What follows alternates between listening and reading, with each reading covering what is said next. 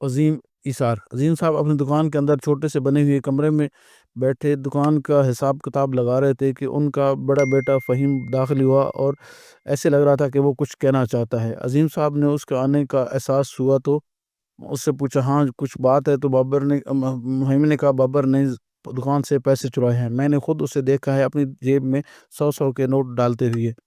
تو عظیم صاحب نے کہا، بابر ایسا کام کر سکتا ہے؟ اچھا فہیم، تم اسے کچھ مت کہنا، میں خود اسے سبق سکھاؤں گا۔ فہیم کہتا، ہاں اسے ضرور سبق سکھائیں، اسے سبق سکھانا ہی بنتا ہے۔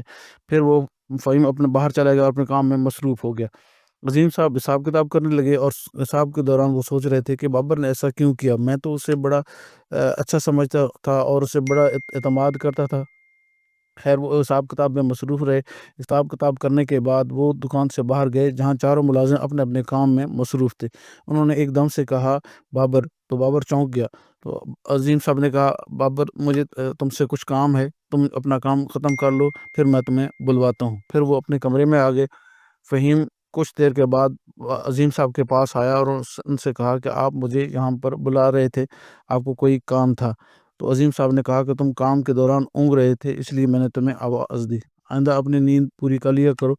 تو بابر نے کہا کہ میں آئندہ آپ کو شکایت کا موقع نہیں دوں گا۔ پھر وہ باہر چلا گیا۔ عظیم صاحب کی دکان بہت بڑی تھی، ضرورت کی ہر چیز یہاں میسر تھی، اس وجہ سے دکان پر گاہکوں کا بے پناہ رش ہوتا تھا۔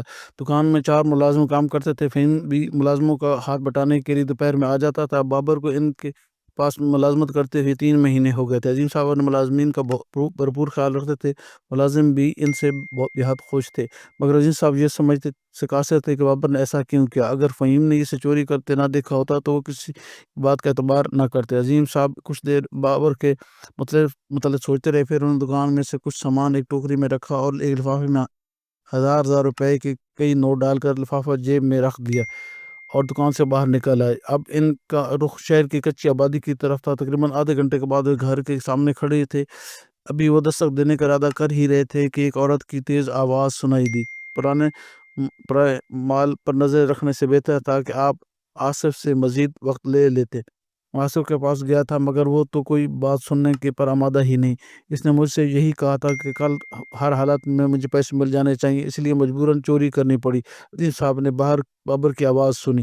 بابر کی بیوی نے کہا، چوری ہوتی ہے، اگر آپ پکڑے جاتے تو آپ کی ملازمت بھی چلی جاتی ہے۔ مجبوری کی وجہ سے میں نے زندگی میں پہلی بار چوری کی ہے، مگر یقین رکھو میں یہ پیسے لوٹا دوں گا، اللہ کو منہ دکھانا ہے۔ بابر کی آواز آئی۔ اب عظیم صاحب نے دروازے پر دستک دی۔ دروازہ کھلا تو انہیں بابر کی صورت نظر آئی۔ بھائی جی، وہ انہیں اپنے گھر کے باہر دیکھ کر پریشان ہو گیا تھا۔ اس کا دل دھک دھک کرنے لگا، کیا انہیں بھی میری چوری کی خبر ہو چکی ہے؟ اس نے دل میں سوچا۔ اب وہ خود پر ملامت کر رہا تھا کہ اس نے چوری کیوں کی۔ وہ دھڑکتے دل کے ساتھ انہیں گھر میں لے آیا۔ عظیم صاحب گھر میں آئے تو ان کی حالت دیکھ کر سوچا تو میرا فیصلہ ٹھیک ہی تھا۔ کچھ دیر اس سے باتیں کرنے کے بعد وہ بولے، بابر یہ سامان رکھ لو۔ ساتھ ہی اس جیب سے لفافہ نکال کر پکڑایا۔ بابر نے دیکھا سامان میں روزمرہ کا سودا سلف تھا۔